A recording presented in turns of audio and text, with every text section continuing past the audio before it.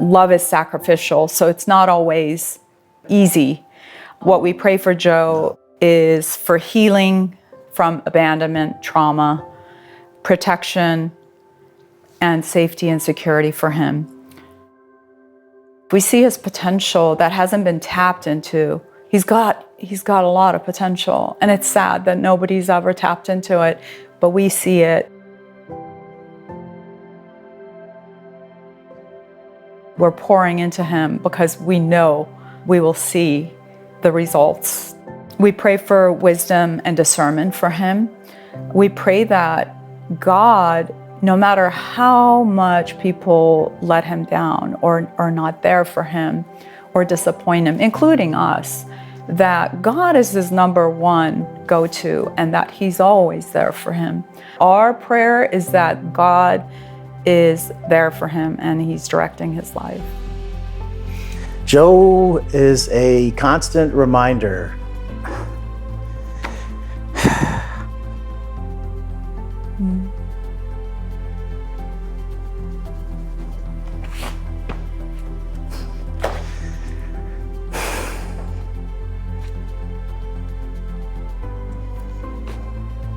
Joe is a reminder that we are not defined by our pasts and that our ultimate freedom is found in the Lord.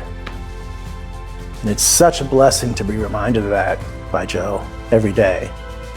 And that is my biggest prayer for him, is that he understands that freedom, that no matter what he's experienced, no matter what he's endured, that his ultimate freedom is going to come in the Lord and by grace from the Lord.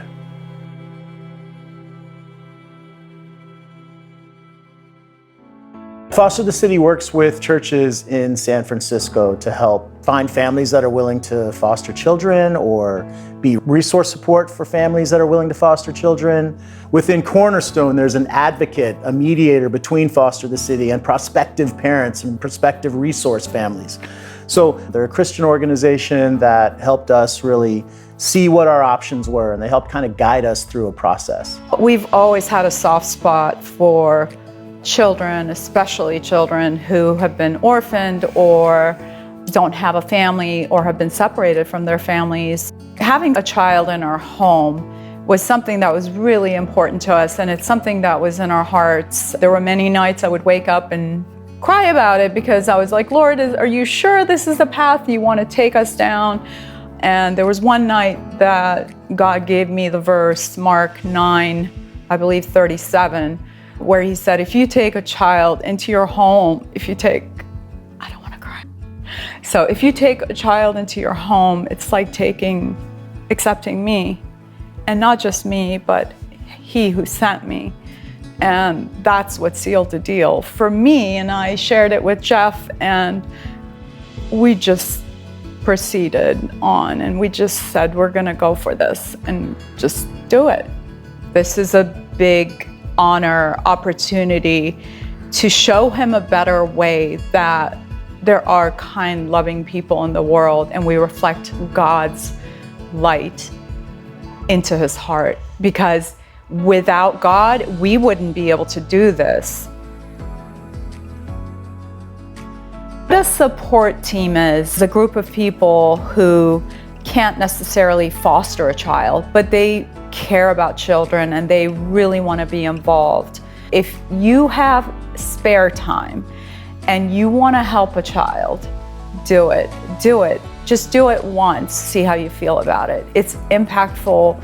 It's helpful to the foster parents, but to the child, to know that you took time out of your schedule to spend time with them, it's priceless. So hey, and if you wanna feel free to cook us a dinner or a meal, I'd be happy to take up whatever in that regard. Love the idea of being able to also just go out with my wife. Feel free to come and meet Joe, hang out with him for a couple hours. Yeah, there's a lot of little things you can do. You don't have to go full diving into this. So right. There's a lot of options for you. If you're at all interested, if you're feeling prompted or nudged through this, just hit us up. We sit in the front row every Sunday at Reardon. We're happy to share more with you. And then fosterthecity.org is obviously something you can go to as well. But we'd love to just talk to you a little bit more about it and encourage you and point you in the right direction. There's some of you out there that have specifically been praying, and you know what to pray for us. And I just want to say thank you. Those prayers are being heard and they're coveted. So thank you. Thank you for all your prayers for us and for Joe.